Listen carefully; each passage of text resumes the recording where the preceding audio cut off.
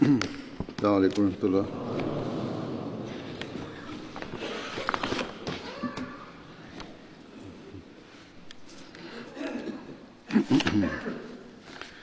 أشهد أن لا إله إلا الله وحده لا شريك له وأشهد أن محمدا عبده ورسوله أما بعد فأعوذ بالله من الشيطان الرجيم بسم الله الرحمن الرحيم الحمد لله رب العالمين الرحمن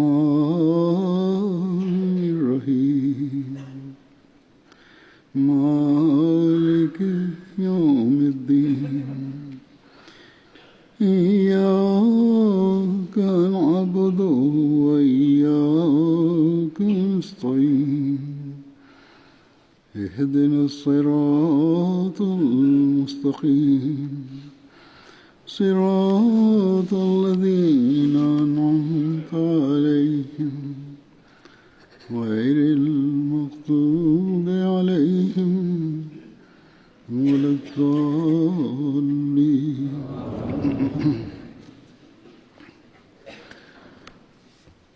آج بھی میں چند بدری صحابہ کا ذکر کروں گا۔ ان میں سے پہلے ہیں حضرت عامر بن ربیعہ۔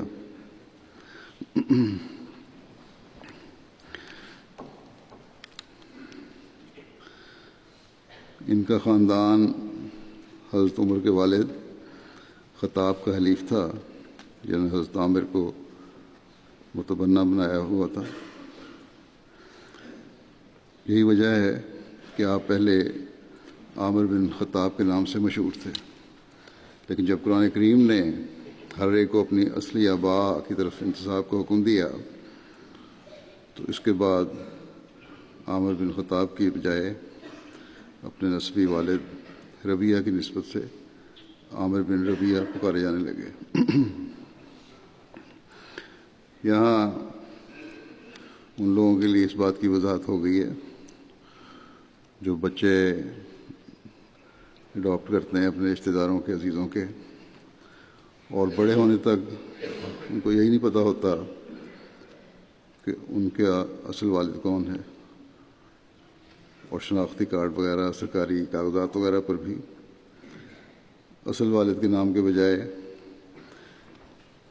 اس والد کا نام ہوتا ہے جس نے ان کو اڈاپٹ کیا ہوتا ہے۔ اور پھر بعد میں اس وجہ سے بعض مسائل پیدا ہوتے ہیں، پھر لوگ خطوط لکھتے ہیں کہ اس طرح کر دیا جائے، اس طرح کر دیا جائے۔ اس لیے ہمیشہ قرآنی حکم کے مطابق عمل کرنا چاہیے، سوائے ان بچوں کے جو اداروں کی طرف سے ملتے ہیں یا لیے جاتے ہیں، اڈاپٹ کیے جاتے ہیں، اور ان کے والدین کے بارے میں بتایا نہیں جاتا۔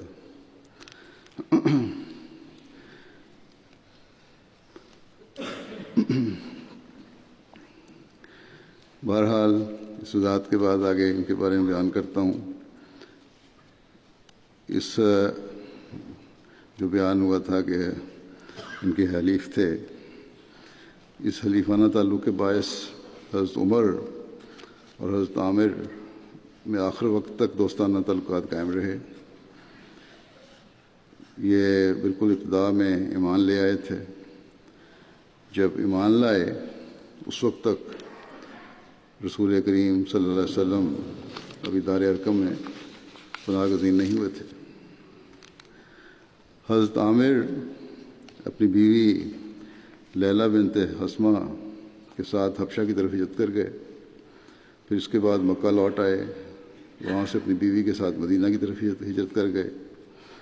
حضرت عامر بن ربیعہ کی اہلیہ کو سب سے پہلے مدینہ ہجرت کرنے والی عورت کا اعزاز حاصل ہے۔ آپ بدر اور تمام غزوات میں رسول کریم صلی اللہ علیہ وسلم کے ساتھ تھے۔ آپ کی وفات 32 ہجری میں ہوئی. آپ قبیلہ انس سے تھے.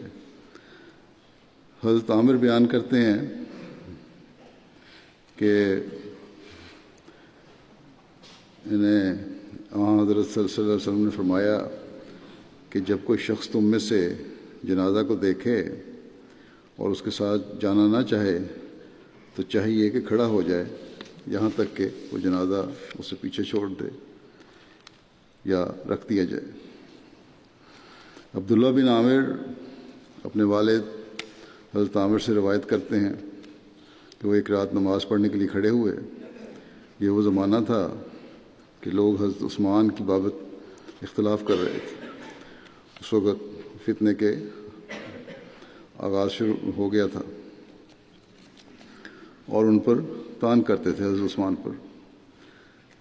تو کہتے ہیں کہ نماز کے بعد وہ سو گئے تو خواب میں انہوں نے دیکھا، انہیں کہا گیا کہ اٹھ اور اللہ سے دعا مانگ کہ تجھے اس فتنے سے نجات دے جس سے اس نے اپنے نیک بندوں کو نجات دی ہے. چنانچہ حضرت عامر بن ربیہ اٹھے اور انہوں نے نماز پڑھی اور بعد اس کی دعا مانگی.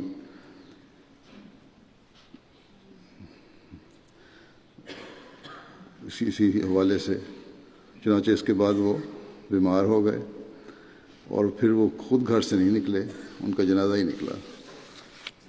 اللہ تعالیٰ نے ان کی وہ فتنے سے بچنے کی یہ صورت ان کے لیے بنائی. حضرت عامر بیان کرتے ہیں کہ میں طواف کے دوران رسول کریم صلی اللہ علیہ وسلم کے ساتھ تھا. رسول کریم صلی اللہ علیہ وسلم کی جوتی کا تسمہ ٹوٹ گیا. میں نے عرض کی یا رسول اللہ مجھے دے میں ٹھیک کر دیتا ہوں. رسول کریم صلی اللہ علیہ وسلم نے فرمایا یہ ترجیح دینا ہے اور میں ترجیح دیے جانے کو پسند نہیں کرتا. اس حد تک حضرت صلی اللہ علیہ وسلم اپنے تھے پرٹیکولر اس بات پر کہ اپنے کام خود کرنے ہیں. ایک شخص حضرت عامر بن ربیہ کا مہمان بنا. انہوں نے اس کی خوب خاطر تواضع کی اور اکرام کیا اور ان کے بارے میں حضور صلی اللہ علیہ وسلم سے سفارش کی بات کی. وہ آدمی حضور صلی اللہ علیہ وسلم کے پاس سے حضرت عامر کے پاس آیا اور کہا میں نے حضور صلی اللہ علیہ وسلم سے ایک ایسی وادی بطور جاگیر مانگی تھی کہ پورے عرب میں اس سے اچھی وادی نہیں ہے اور حضرت صلی اللہ علیہ وسلم نے مجھے وہ عطا فرما دی ہے. اب میں چاہتا ہوں کہ اس وادی کا ایک ٹکڑا آپ کو دے دوں جو آپ کی زندگی میں آپ کا ہو اور آپ کے بعد آپ کی اولاد کے لیے ہو. حضرت عامر نے کہا کہ مجھے تمہارے اس ٹکڑے کی کوئی ضرورت نہیں ہے کیونکہ آج ایک ایسی صورت نازل ہوئی ہے جس نے ہمیں دنیا ہی بھلا دی ہے اور وہ یہ ہے کہ اقترب للناس حسابہم وہم فی غفلۃ معرضون کہ لوگوں کے لیے ان کا حساب قریب آ گیا ہے اور وہ باوجود اس کے غفلت کی حالت میں منہ پھیرے ہوئے ہیں.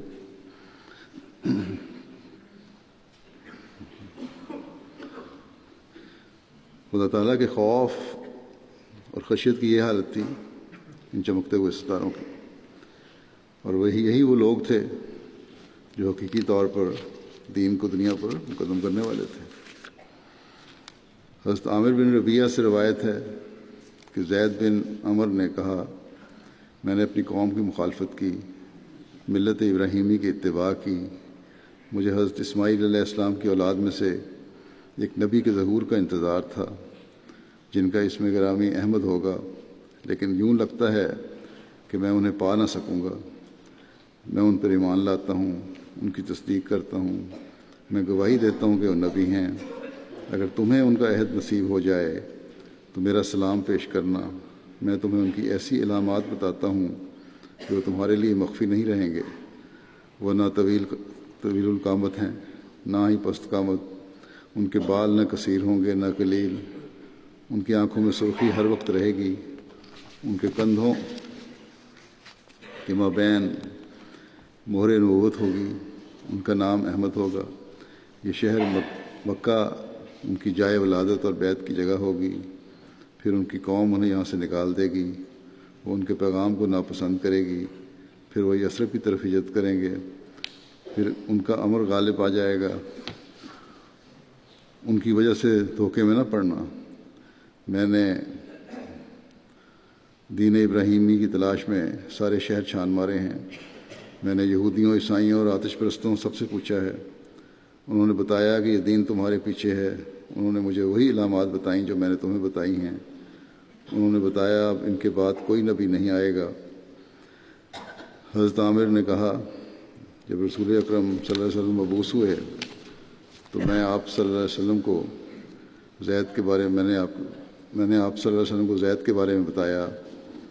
آپ صلی اللہ علیہ وسلم نے فرمایا میں نے اسے جنت میں دیکھا ہے، وہ اپنا دامن گھسیٹ رہا تھا۔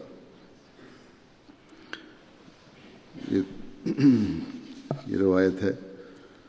نبی نہیں آئے گا، اس سے مراد یہ بھی نہیں ہے کہ جو حضرت صلی اللہ علیہ وسلم نے امتی نبی کی پیشگوئی کی تھی وہ غلط ہے۔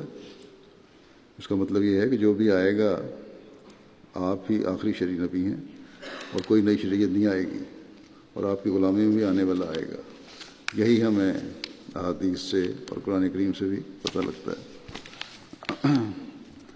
رسول کریم صلی اللہ علیہ وسلم نے حضرت عامر کی حضرت یزید بن منذر سے مواخات قائم فرمائی تھی۔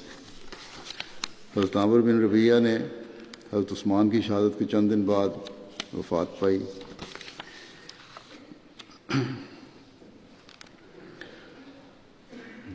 دوسرے صحابی ہیں حضرت حرام بن ملحان۔ حضرت حرام بن ملحان کا تعلق انصار کے قبیلہ بنو عدی بن نجار سے تھا۔ آپ کے والد ملحان کا نام مالک بن خالد تھا۔ حضرت حرام بن ملحان کی والدہ کا نام ملیکہ بنت مالک تھا۔ آپ کی ایک بہن حضرت ام سلیم تھیں جو حضرت ابو طلحہ انصاری کی اہلیہ اور حضرت انس بن مالک کی والدہ تھیں۔ آپ کی دوسری بہن حضرت ام حرام حضرت عبادہ بن صامت کی اہلیہ تھیں۔ حضرت حرام بن ملحان حضرت انس کے ماموں تھے اور غزوہ بدر اور احد میں شریک تھے اور بئر معونہ کے دن شہید ہوئے تھے۔ حضرت انس بن مالک سے روایت ہے کہ کچھ لوگ نبی صلی اللہ علیہ وسلم کی خدمت میں آئے اور کہا کہ ہمارے ساتھ ایسے آدمیوں کو بھیجیے جو ہمیں قرآن و سنت کی تعلیم دیں۔ آپ صلی اللہ علیہ وسلم نے انصار کے 70 صحابہ ان کے ساتھ بھیج دیے جو قرآن کے قاری تھے۔ ان میں یہ کہتے ہیں کہ میرے ماموں حرام بھی تھے۔ یہ لوگ قرآن کریم پڑھتے تھے، رات کو باہم درس دیتے اور علم سیکھتے، دن کو پانی لا کر مسجد میں رکھتے، جنگل سے لکڑیاں چنتے اور بیچ کر اہل صفا اور فقراء کے لیے غلہ خریدتے۔ حضرت حرام بن ملحان کے بئر معونہ کے واقعے کچھ بیان میں چند مہینے پہلے کے خطبے میں کر چکا ہوں۔ بئر معونہ کا واقعہ اور باقی ایک دو جگہ پہلے اور بھی بیان ہو چکا ہے۔ اس بارے میں بخاری کی بعض روایات ہیں جو پیش کرتا ہوں جو پہلے بیان نہیں ہوئیں۔ حضرت انس بن مالک سے مروی ہے کہ جب حضرت حرام بن ملحان کو بئر معونہ والے دن نیزہ مارا گیا تو انہوں نے اپنا خون اپنے ہاتھ میں لیا اور اپنے منہ اور اپنے سر پر چھڑکا اور اس کے بعد کہا فزت برب الکعبہ، کعبہ کے رب کی قسم میں نے مراد پا لی۔ حضرت انس رضی اللہ تعالیٰ عنہ سے روایت ہے کہ نبی کریم صلی اللہ علیہ وسلم کے پاس ریل، ذکوان، اسیہ اور بنو لحیان قبائل کے کچھ لوگ آئے اور کہا کہ ہم مسلمان ہو گئے ہیں، اور انہوں نے آپ سے اپنی قوم کے مقابلے کے لیے مدد مانگی۔ نبی کریم صلی اللہ علیہ وسلم نے ان کی 70 انصار صحابہ سے مدد کی۔ حضرت انس کہتے تھے کہ ہم انہیں قاری کہا کرتے تھے۔ دن کو وہ لکڑیاں لاتے اور رات کو نمازیں پڑھتے۔ وہ لوگ انہیں لے گئے۔ جب بئر معونہ پر پہنچے تو انہوں نے ان سے غداری کی اور انہیں مار ڈالا۔ حضرت صلی اللہ علیہ وسلم 1 مہینے تک اور بعض روایات میں 40 دن تک نماز میں کھڑے ہو کر ریل اور ذکوان اور بنو ریحان کے لیے وہ دعا کرتے رہے۔ حضرت انس سے مروی ہے کہ جب قاری لوگ شہید کیے گئے تو رسول اللہ صلی اللہ علیہ وسلم نے مہینہ بھر کھڑے ہو کر عاجزی سے دعا کی۔ یہ دوسری روایت ہے بخاری کی کہ میں نے رسول اللہ صلی اللہ علیہ وسلم کہتے ہیں کہ میں نے رسول اللہ صلی اللہ علیہ وسلم کو نہیں دیکھا کہ آپ نے کبھی اس سے بڑھ کر غم کیا ہو۔ پھر ایک روایت یہ ہے، حضرت انس سے یہ مروی ہے کہ نبی کریم صلی اللہ علیہ وسلم رکوع کے بعد کھڑے ہو کر 1 مہینے تک بنو سلیم کے چند قبیلوں کے خلاف دعا کرتے رہے۔ انہوں نے کہا کہ آپ نے قاریوں میں سے 40 یا 70 آدمیوں کو بعض مشرک لوگوں کے پاس بھیجا تو یہ قبائل آڑے آئے اور ان کو مار ڈالا، حالانکہ ان کے اور نبی کریم صلی اللہ علیہ وسلم کے درمیان معاہدہ تھا۔ پھر اس میں بھی وہی بیان ہے کہ میں نے آپ کو کبھی نہیں دیکھا کہ کسی پر اتنا غم کیا ہو جتنا کہ آپ نے ان قاریوں پر غم کیا۔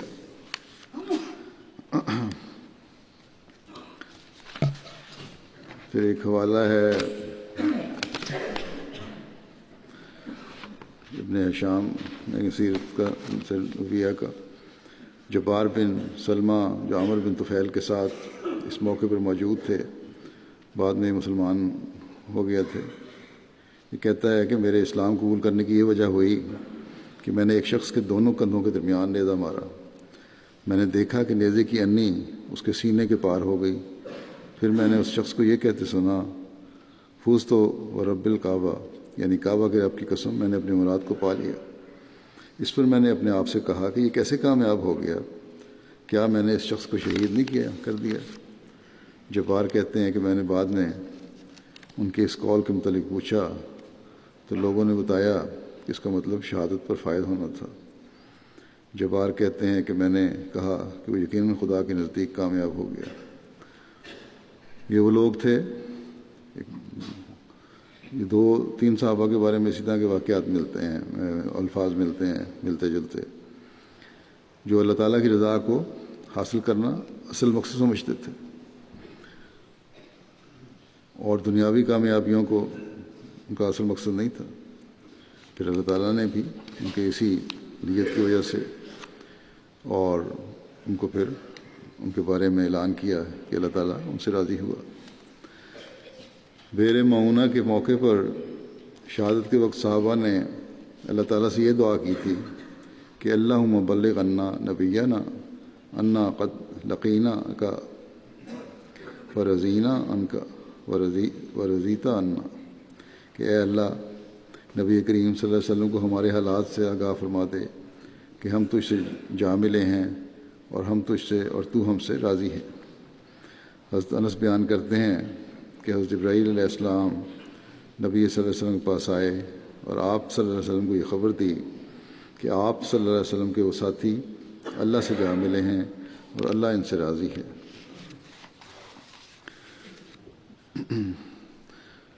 حضرت مرزا بشیر احمد صاحب اس واقعے کے بارے میں بھی بیان کرتے ہیں کہ واقعات بیر معونہ اور رجیع سے قبائل عرب کے اس انتہائی درجہ کے بغض و عداوت کا پتہ چلتا ہے جو وہ اسلام اور متبعین اسلام کے متعلق اپنے دلوں میں رکھتے تھے، حتیٰ کہ ان لوگوں کو اسلام کے خلاف ذلیل ترین قسم کے جھوٹ اور دغا اور فریب سے بھی کوئی پرہیز نہیں تھا، اور مسلمان باوجود اپنی کمال ہوشیاری اور بیدار مغزی کے بعض اوقات اپنی مومنانہ حسن زنی میں ان کے دام کا شکار ہو جاتے تھے۔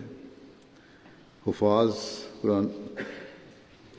قرآن، نماز گزار، تہجد خواں، مسجد کے ایک کونے میں بیٹھ کر اللہ کا نام لینے والے، اور پھر غریب مفلس فاقوں کے مارے ہوئے یہ لوگ تھے جن کو ان ظالموں نے دین سیکھنے کے بہانے سے اپنے وطن میں بلایا، اور پھر جب مہمان کی حیثیت میں وہ ان کے وطن میں پہنچے تو ان کو نہایت بے رحمی کے ساتھ تہہ کر دیا۔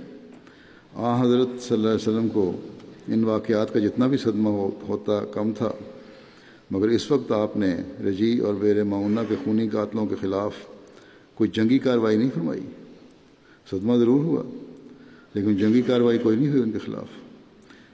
البتہ اس خبر کے آنے کی تاریخ سے لے کر برابر 30 دن تک آپ نے ہر روز صبح کی نماز قیام میں نہایت گریہ ازاری کے ساتھ قبائل ریل اور ذکوان اور وسیع اور بنو لحیان کا نام لے کر خدا تعالیٰ کے حضور یہ دعا کی کہ اے میرے آقا، تو ہماری حالت پر رحم فرما اور دشمنان اسلام کے ہاتھ کو روک جو تیرے دین کو مٹانے کے لیے اس بے رحمی اور سنگ دلی کے ساتھ بے گناہ مسلمانوں کا خون بہا رہے ہیں۔ تو آج بھی دشمن کے ہاتھ کو روکنے کے لیے دعاؤں کے ذریعے ہی اللہ تعالیٰ کی مدد مانگنے کی ضرورت ہے۔ اللہ تعالیٰ یہ ہے جو ان لوگوں کی پکڑ کے سامان کرے اور ہمارے لیے بھی آسانیاں پیدا فرمائے۔ حضرت سعد بن خولہ ایک صحابی تھے اور بعض کے نزدیک آپ ابن ابی رحم بن عبد العزا عامری کے آزاد کردہ غلام تھے۔ آپ اسلام لائے اور سابقین میں آپ کا شمار ہوتا ہے۔ آپ حبشہ کی طرف دوسری مرتبہ ہجرت کرنے والوں میں شامل تھے۔ حضرت سعد بن خولہ نے جب مکے سے مدینہ ہجرت کی تو آپ نے حضرت کلثوم بن ہدم کے ہاں قیام کیا۔ ابن اسحاق موسیٰ عقبہ نے آپ کا ذکر اہل بدر میں کیا ہے۔ حضرت سعد بن خولہ جب غزوہ بدر میں شامل ہوئے تو اس وقت آپ کی عمر 25 برس تھی۔ آپ غزوہ احد، غزوہ خندق اور صلح حدیبیہ میں شامل تھے۔ حضرت سعد رضی اللہ عنہ حضرت سبیہ اسلمیہ کے شوہر تھے۔ آپ کی وفات حجۃ الوداع کے موقع پر ہوئی۔ آپ کی وفات کے کچھ عرصے بعد آپ کے بچے کی پیدائش ہوئی تو حضرت صلی اللہ علیہ وسلم نے آپ کی اہلیہ سے فرمایا کہ تم اب اس پیدائش کے بعد جس سے چاہو نکاح کر سکتی ہو۔ آپ کے حجۃ الوداع کے موقع پر فوت ہونے کے بارے میں سوائے تبری کے کسی نے اختلاف نہیں کیا۔ ان کے نزدیک ان کی وفات بعد میں ہوئی تھی، پہلے ہوئی تھی۔ حضرت پھر ایک صحابی ہیں حضرت ابو الہیثم۔ حضرت ابو الہیثم بن التیہان انصاری کا اصل نام مالک تھا، لیکن اپنی کنیت ابو الہیثم سے مشہور ہوئے۔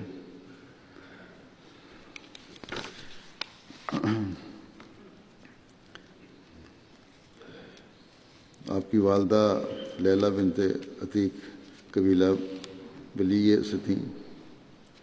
اکثر محققین کے نزدیک آپ قبیلہ اوس کی شاخ بلی سے ہیں جو بنو عبد الاشل کے حلیف تھے۔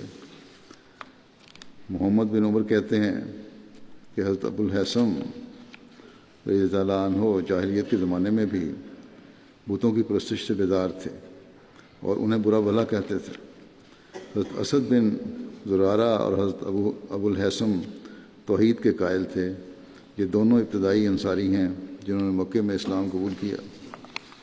بعض کے نزدیک بیعت عقبہ اولیٰ سے قبل جب حضرت اسد بن زرارہ 6 آدمیوں کے ساتھ مکے سے مسلمان ہو کر مدینے آئے تو حضرت ابو الہیثم کو اسلام کی دعوت دی۔ چونکہ آپ پہلے ہی دین فطرت کی تلاش میں تھے، آپ نے فوراً اسلام قبول کر لیا۔ پھر جب بیعت عقبہ اولیٰ کے وقت جب 12 آدمیوں کا وفد مکہ گیا تو اس وفد میں آپ شامل تھے۔ مکہ پہنچ کر آپ نے رسول اللہ صلی اللہ علیہ وسلم کی بیعت کی۔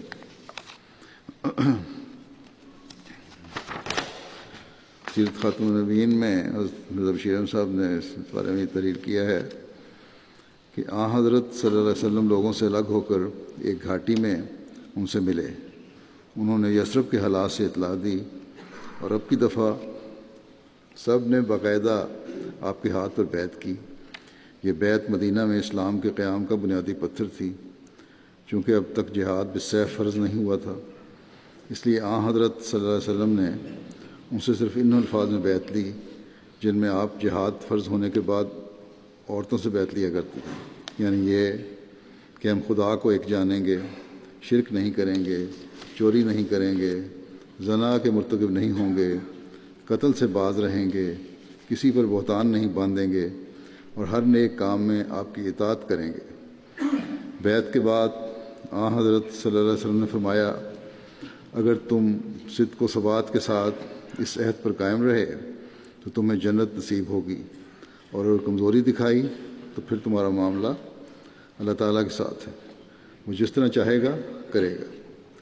یہ بیت تاریخ میں بیت عقبہ اولیٰ کے نام سے مشہور ہے، کیونکہ وہ جگہ جہاں بیت لی گئی تھی عقبہ کہلاتی ہے، جو مکہ اور مینا کے درمیان واقع ہے۔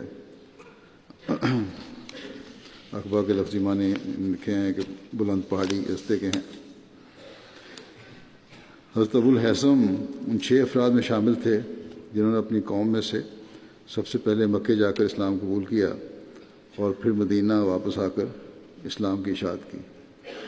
ان کے بارے میں ایک روایت یہ بھی ملتی ہے کہ آپ سب سے پہلے انصاری ہیں جو مکے جا کر حضرت صلی اللہ علیہ وسلم سے ملے، اب بیت عقبہ اولیٰ میں شامل ہوئے، اور تمام محققین کا اس پر اتفاق ہے کہ بیت عقبہ ثانیہ میں جب رسول اللہ صلی اللہ علیہ وسلم نے 70 انصار میں سے 12 نقباء منتخب فرمائے تو آپ بھی ان نقباء میں سے ایک تھے۔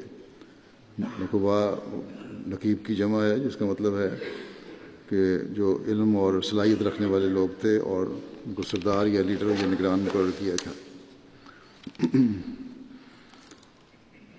ایک حدیث میں روایت ہے کہ بیت عقبہ کے دوران حضرت ابو الہیثم نے عرض کیا، یا رسول اللہ صلی اللہ علیہ وسلم، ہمارے اور بعض دیگر قبائل کے درمیان باہمی مدد کے کچھ معاہدے ہیں، جب ہم اسلام قبول کر لیں گے اور بیعت کر کے آپ ہی کے ہو جائیں گے تو ان معاہدوں کا معاملہ جیسے آپ صلی اللہ علیہ وسلم ارشاد فرمائیں گے ویسا ہی ہوگا۔ اس موقع پر کہتے ہیں، ابو الہیثم کہتے ہیں کہ اس موقع پر آن صلی اللہ علیہ وسلم کی خدمت میں عرض کرتے ہیں کہ اس موقع پر میں آپ کی خدمت میں ایک گزارش کرنا چاہتا ہوں کہ اے اللہ کے رسول، اب ہمارا تعلق آپ سے قائم ہو رہا ہے، جب اللہ تعالیٰ آپ کی نصرت فرمائے اور آپ کی قوم پر آپ کو غلبہ نصیب ہو تو اس وقت آپ ہمیں چھوڑ کر واپس اپنی قوم میں نہ چلے جائیں اور ہمیں دعوے مفارقت نہ دیں۔ حضرت صلی اللہ علیہ وسلم یہ سن کر مسکرائے اور فرمایا، اب تمہارا خون میرا خون ہو چکا ہے، اب میں تم میں سے ہوں اور تم مجھ میں سے ہو، جو تم سے جنگ کرے گا وہ مجھ سے جنگ کرے گا، اور جو تم سے صلح کرے گا وہ مجھ سے صلح کرے گا۔ رسول اللہ صلی اللہ علیہ وسلم نے ہجرت مکہ کے بعد حضرت عثمان بن مظعون اور حضرت ابو الہیثم انصاری کے درمیان مواخات قائم فرمائی۔ حضرت جابر بن عبداللہ سے روایت ہے کہ نبی کریم صلی اللہ علیہ وسلم ایک انصاری شخص کے پاس گئے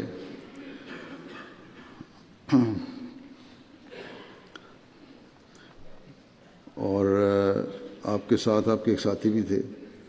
نبی کریم صلی اللہ علیہ وسلم نے ان سے فرمایا کہ اگر تمہارے پاس پانی ہو جو آج رات مشق میں رہا ہو تو پلاؤ، ورنہ ہم یہیں سے منہ لگا کر پانی پی لیں گے۔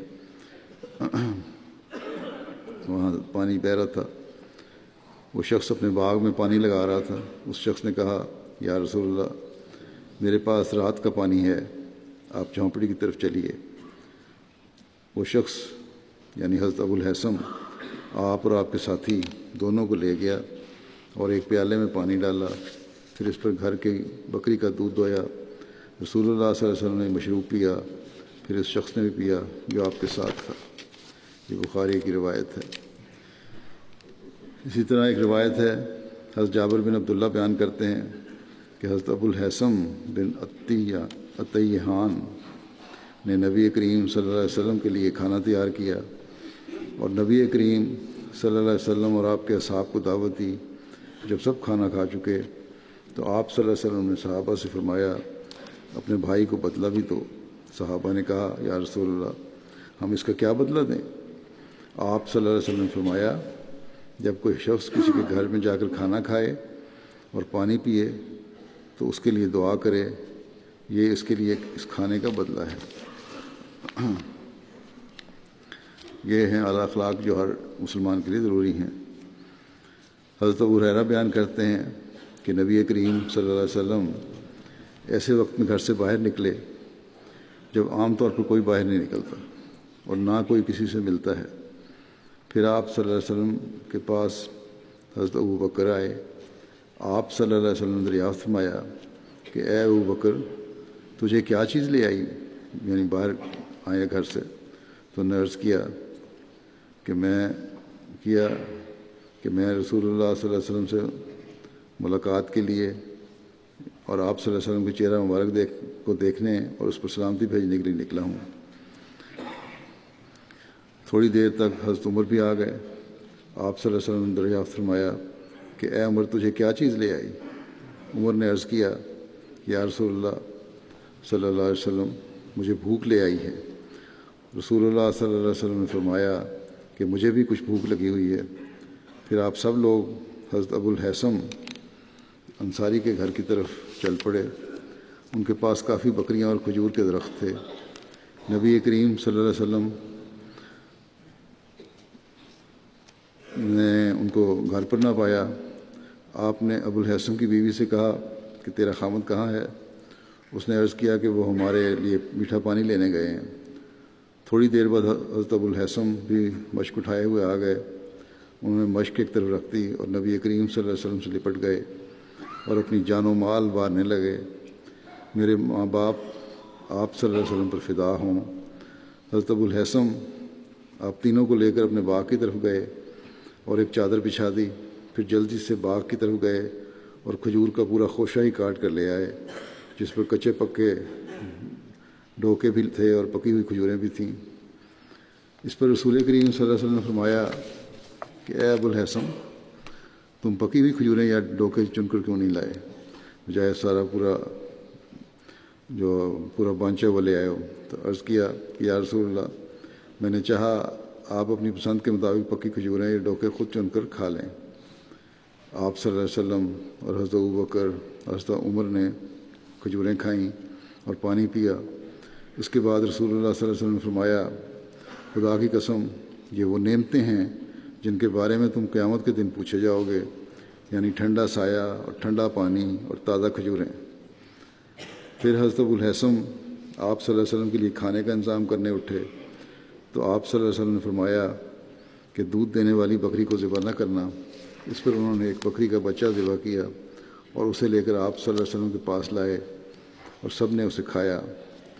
آپ صلی اللہ علیہ وسلم نے فرمایا کہ کیا تمہارا کوئی خادم بھی ہے؟ تو حضرت ابو الحسم نے عرض کیا کہ نہیں. آپ صلی اللہ علیہ وسلم نے فرمایا کہ جب ہمارے پاس کوئی جنگی قیدی آئے تو ہمارے پاس آنا. جب نبی کریم صلی اللہ علیہ وسلم کے پاس 2 قیدی آئے تو حضرت ابو الحسم آپ صلی اللہ علیہ وسلم کے پاس حاضر ہوئے.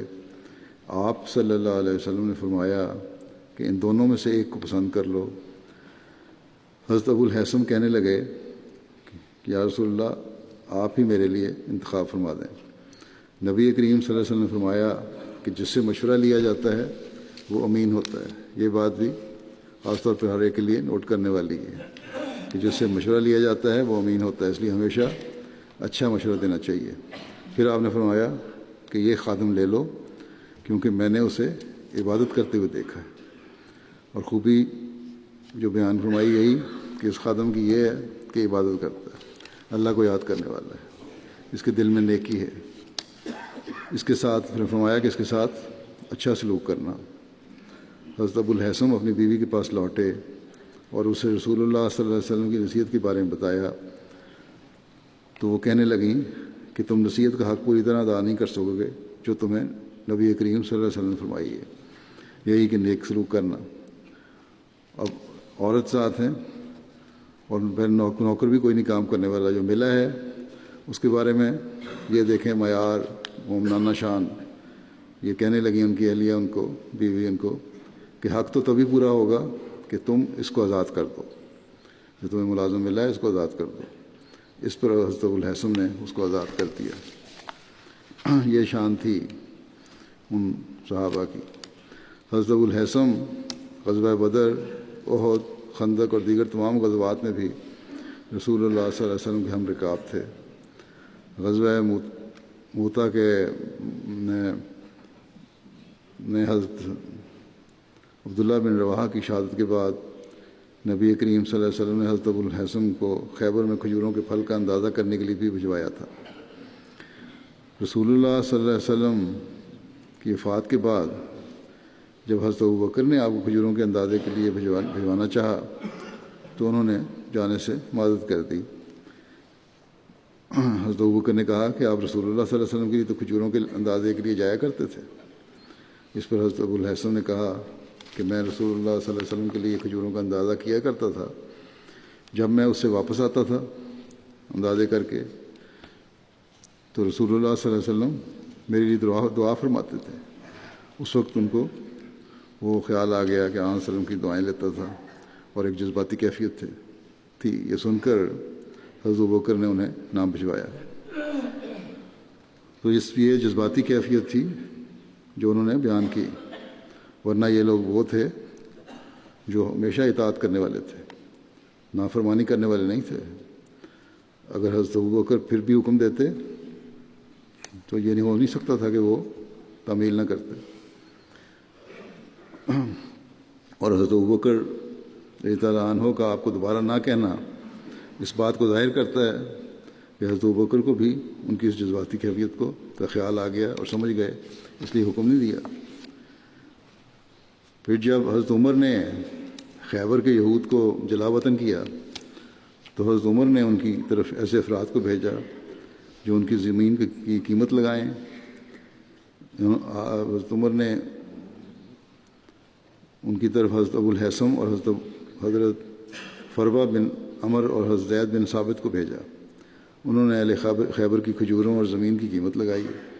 حضرت عمر نے اہل خیبر کو ان کی نصف قیمت دے دی جو کہ 50,000 درہم سے زیادہ تھی۔ یہاں اب دیکھیں، اب اس جگہ چلے گئے، وہ جذباتی کیفیت نہیں تھی، اب عرصہ گزر کیا تھا، اس لیے کوئی ایسا ان کو روک نہیں، امر کوئی معنی نہیں تھا۔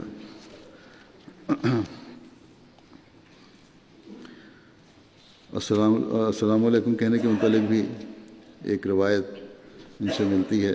حضرت ابو الحسن سے مروی ہے کہ نبی کریم صلی اللہ علیہ وسلم نے فرمایا کہ جو السلام علیکم کہتا ہے اسے 10 نیکیاں ملتی ہیں، السلام علیکم ورحمۃ اللہ کہنے والے کو 20 نیکیاں ملتی ہیں، اور السلام علیکم ورحمۃ اللہ وبرکاتہ کہنے والے کو 30 نیکیاں ملتی ہیں۔ حضرت ابو الحسن کی زمانہ وفات کی بابت مختلف رائے پائی جاتی ہیں۔ بعض کے نزدیک آپ کی وفات حضرت عمر کے زمانے میں ہوئی تھی، بعض کے نزدیک آپ کی وفات 20 یا 21 ہجری میں ہوئی تھی، اور یہ بھی کہا جاتا ہے کہ آپ نے جنگ صفین 27 ہجری میں حضرت علی کی طرف سے لڑتے ہوئے شہادت پائی۔ تو یہ تھے وہ صحابہ جنہوں نے ہمارے لیے اسوہ قائم کیا اور ہمیں بہت ساری باتوں کی متعلق آگاہی بھی دی۔ اللہ تعالیٰ ان کے درجات بلند فرماتا چلا جائے۔ جمعہ اور نماز کے بعد میں 2 جنازے غائب بھی پڑھاؤں گا۔ ایک پہلا جنازہ ہے مکرم صاحبزادہ مرزا مجید احمد صاحب، جو حضرت صاحبزادہ مرزا بشیر احمد صاحب کے بیٹے تھے۔ 14 اگست کو 94 سال کی عمر میں ان کی وفات ہوئی ہے۔ انا للہ و انا الیہ راجعون۔ ان کا دل کا آپریشن ہوا تھا 2000 میں امریکہ میں، اس کے بعد وہاں فالج کا حملہ ہوا، اس کے بعد تقریباً صاحب فراش ہی رہے۔ 18 جولائی 1924 کو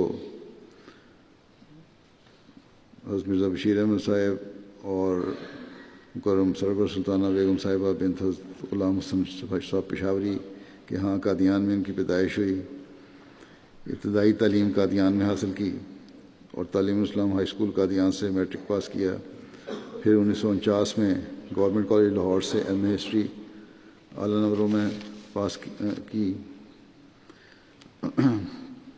ان کے پاس ہونے پر لوگوں نے حضرت مرزا بشیر احمد صاحب رضی اللہ عنہ کو مبارکبادیں جب دیں تو علاوہ اور شکر گزاری کے الفاظ کے آپ نے حضرت مرزا بشیر احمد صاحب نے یہ بھی لکھا کہ دراصل مومنوں کی جماعت اپنی خوشی اور غمی کے موقعوں پر ایک دوسرے کے سہارے پر قائم ہوتی ہے اور ایک دوسرے کے سہارے سے راحت اور تسکین اور مضبوطی حاصل کرتی ہے کہ یہی جماعت کے نظریے کا مرکزی نقطہ ہے۔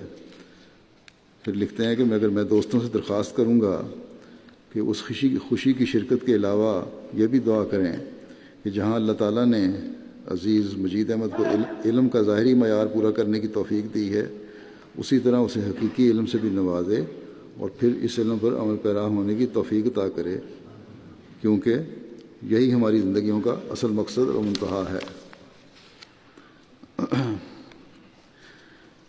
مرزا مجید احمد صاحب نے 7 مئی 1944 کو اپنی زندگی خدمت دین کے لیے وقف کر دی، ساتھ تعلیم بھی جاری رکھی۔ دسمبر 1949 میں جامعۃ المبشرین میں داخل ہوئے اور جولائی 1954 میں جامعہ پاس کیا۔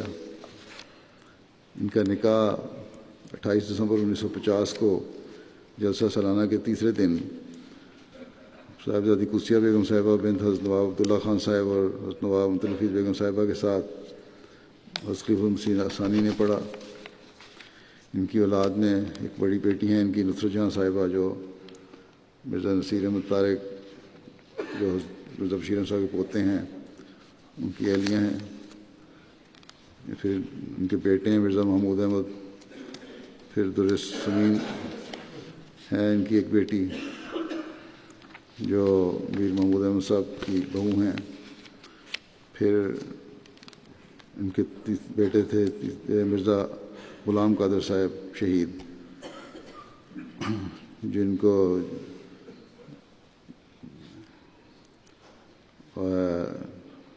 اور ان کی اہلیہ ہیں امت الناصر جو سید میر داؤد احمد صاحب کی بیٹی ہیں۔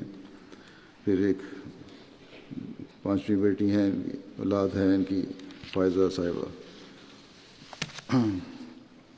جو سید مدثر احمد صاحب کی بیوی ہیں، اور یہ بھی وقف زندگی ہیں۔ جولائی 1954 میں مکرم صاحبزادہ مرزا مجید احمد صاحب نے شاہد کی ڈگری حاصل کی۔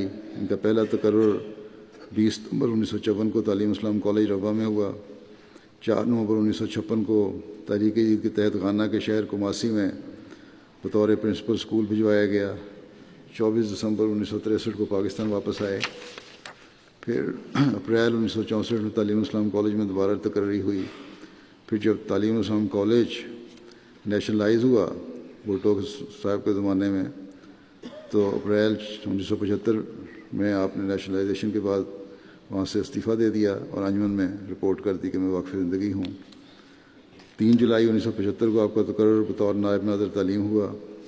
1976 میں جب حضرت خلیفۃ مسیح ثالث امریکہ اور یورپ کے ممالک کے دورے پر تشریف لے گئے تو مرزا مجید احمد صاحب بطور پرائیویٹ سیکرٹری حضرت خلیفۃ مسیح ثالث کے ساتھ تھے۔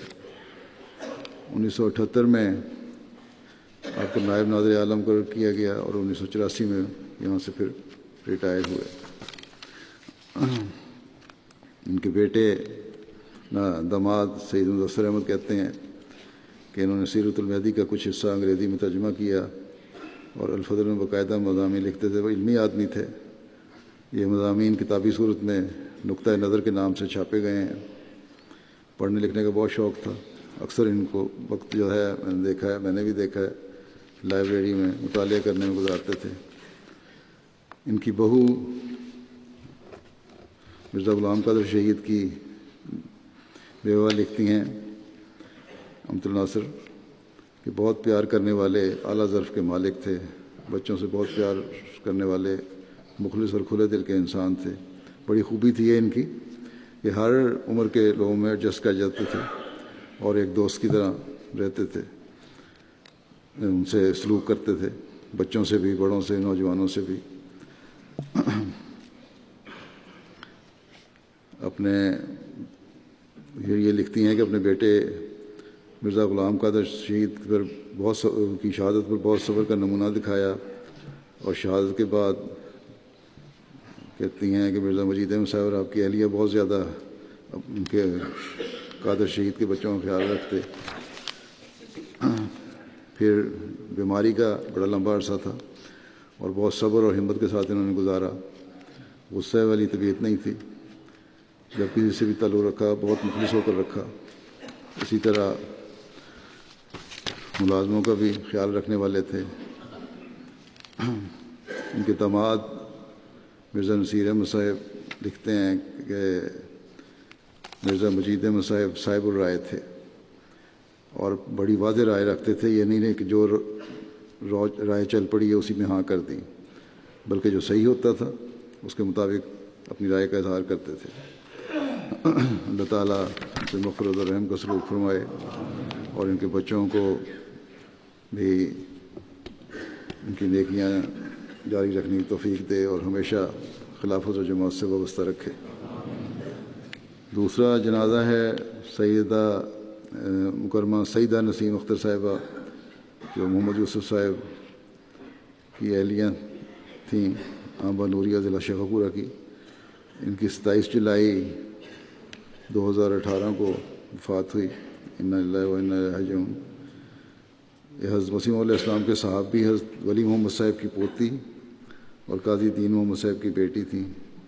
پارٹیشن کے بعد آپ کے والد آپ کے خاندان کو لے کر قادیان سے ہجرت کر کے ربا منتقل ہو گئے. شادی کے بعد گاؤں آبا نوریہ میں زندگی گزاری. اس دوران مختلف جماعتی عہدوں پر خدمت کی توفیق پائی. 18 سال مقامی مجلس کی صدر لجنہ بھی رہیں.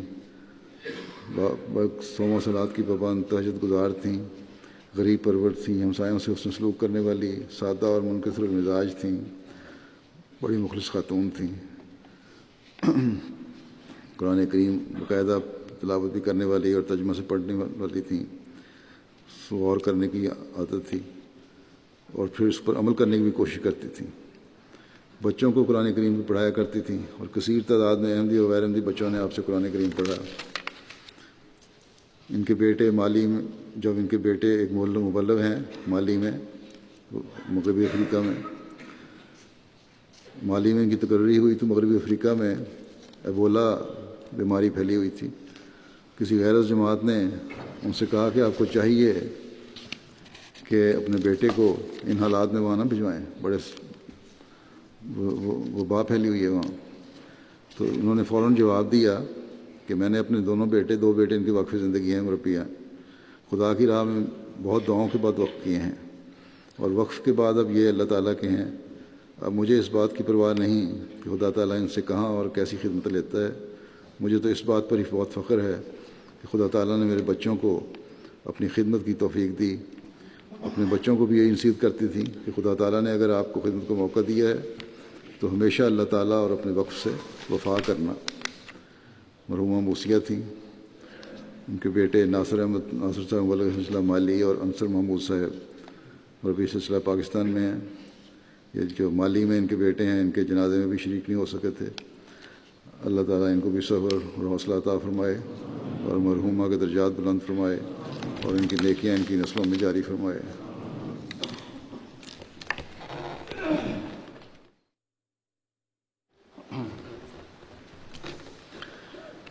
الحمد لله نحمده ونستعينه ونستغفره ونؤمن به ونتوكل عليه ونعوذ بالله من شرور أنفسنا ومن سيئات أعمالنا. من يهده الله فلا مضل له ومن يضلل فلا هادي له. ونشهد أن لا إله إلا الله ونشهد أن محمدا عبده ورسوله.